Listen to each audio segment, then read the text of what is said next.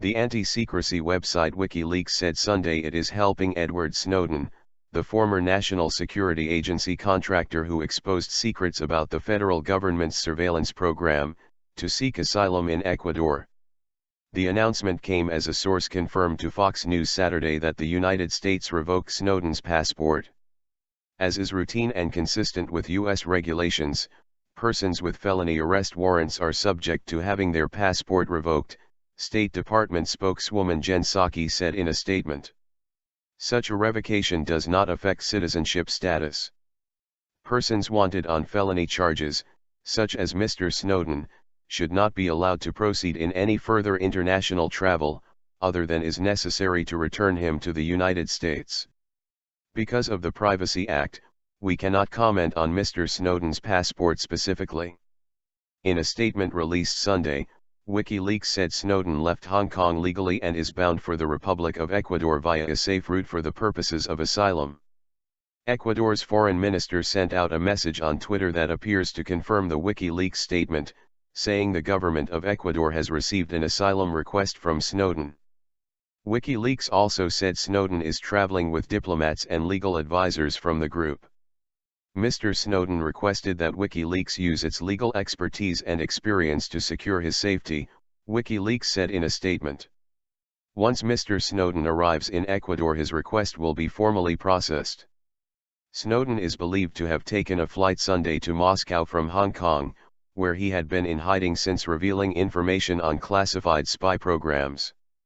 A diplomatic vehicle displaying an Ecuadorian flag could be seen waiting outside the Moscow airport.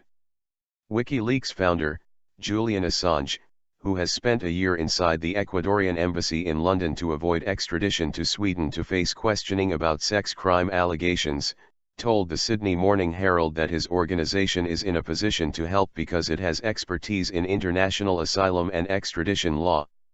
The White House said President Barack Obama has been briefed on Sunday's developments by his national security advisors.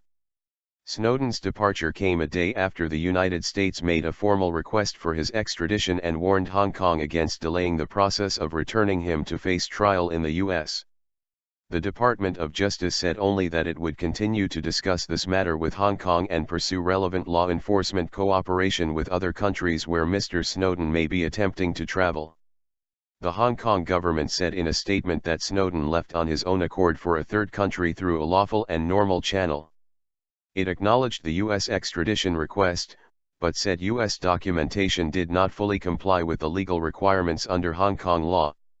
It said additional information was requested from Washington, but since the Hong Kong government has yet to have sufficient information to process the request for provisional warrant of arrest, there is no legal basis to restrict Mr. Snowden from leaving Hong Kong.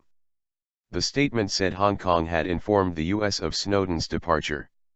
Snowden's departure came as the South China Morning Post released new allegations from Snowden that U.S. hacking targets in China included the nation's cell phone companies and 2 universities hosting extensive internet traffic hubs. He told the newspaper that the NSA does all kinds of things like hack Chinese cell phone companies to steal all of your SMS data. It added that Snowden said he had documents to support the hacking allegations, but the report did not identify the documents. It said he spoke to the newspaper in a June 12 interview. Snowden said Tsinghua University in Beijing and Chinese University in Hong Kong, home of some of the country's major internet traffic hubs, were targets of extensive hacking by U.S. spies this year. He said the NSA was focusing on so-called network backbones in China, through which enormous amounts of internet data passes.